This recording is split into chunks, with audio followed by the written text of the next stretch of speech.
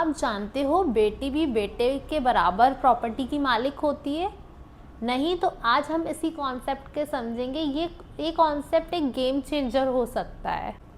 So welcome back to my channel. आज हम इसी लॉ कॉन्सेप्ट को समझते हैं कि ऐसा क्या है कि बेटे और बेटी का सेम राइट होता है। तो आज का टॉपिक है हमारा को पार्टनर्स। एग्जाम के लिए तो बहुत इंपॉर्टेंट टॉपिक है ही है, बट रियल लाइफ में भी ये बहुत इंपॉर्टेंट टॉपिक है जिसके बारे में आपको नॉलेज होना बहुत इंपॉर्टेंट है। सिंपल वर्ड्स में बताती हूँ, को पार्टनर्स वो सिस्टम है जो जॉइंट फैमिली में चला आता है जब एंसेस्टर्स की जो प्रॉपर्टी होती है वो बच्चों को ट्रांसफ़र करी जाती है। हमेशा से ही उसमें जॉइंट फैमिली में सिस्टम चलाया है, उसी अपन लॉ के लैंग्वेज में को पार्टनर्स बोलते हैं। को पार्टनर्स वो लोग होते हैं जिन्हें बाय बर्थ से उन्हें एंसेस्टर प्रॉपर्टी में राइट मिल जाता है। मतलब जैसे कि एक पर्सन अगर पैदा होता है, उसने प्रॉपर्टी में कुछ कंट्रीब्यूट नहीं किया हो या कुछ भी नहीं किया हो, बट वो डायरेक्टली उस प्रॉपर्टी का एक शेयर मेंबर बन जाता है, उसका एक प्रॉपर्टी का हिस्सा तय हो जाता है। को पार्टनर्स लॉ में कुछ पुराने लॉस हैं और कुछ नए लॉस हैं। 2025 से पहले क्या होता था, को पार्टनर्स सिर्फ मेल मेंबर ऑफ फैमिली रहते थे। जैसे बेटा हो गया, बेटे का बेटा हो गया, पोता हो गया, पोते का भी बेटा हो गया, तो वो सब बस मेंबर्स होते थे जिनको प्रॉपर्टी ऑटोमेटिकली पास की जाती थी। लेकिन 2005 के बाद अमेंडमेंट हुआ और चेंजेस हुए हिंदू सक्सेशन एक्ट में, तो फिर को पार्टनर्स में फीमेल भी ज्वाइन हो गई। हम समझते हैं को पार्टनर्स के कुछ मेन फीचर्स क्या होते हैं।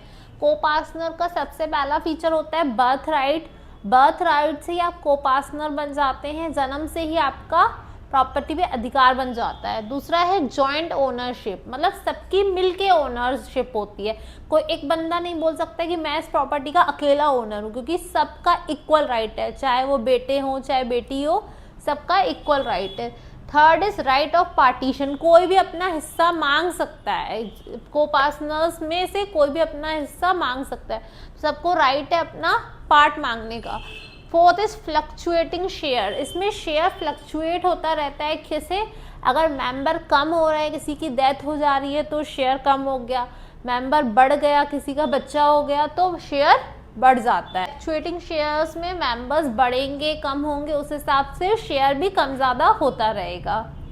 को पार्टनर्स को एक एग्जाम्पल से समझाती हूँ। अगर एक फैमिली में फादर है, सन है और डॉटर है, तो पहले को पार्टनर्स कौन होते थे? फादर और सन सिर्फ को पार्टनर्स होते थे बिफोर 2005।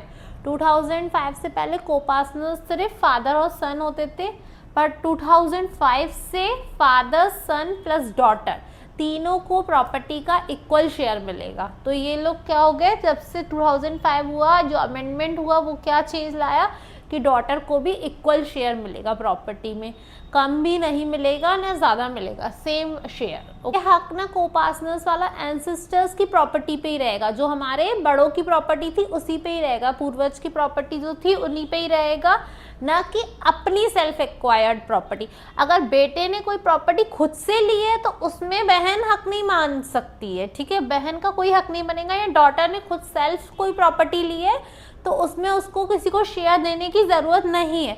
जो पूर्वज जनरेशन बाय जनरेशन चली आ रही है वो ही प्रॉपर्टी में शेयर होगा।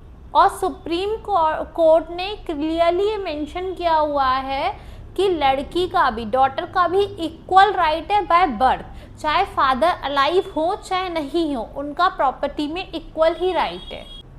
अगर आपको ये वीडियो हेल्पफुल लगी हो तो please like, share and subscribe to my YouTube channel.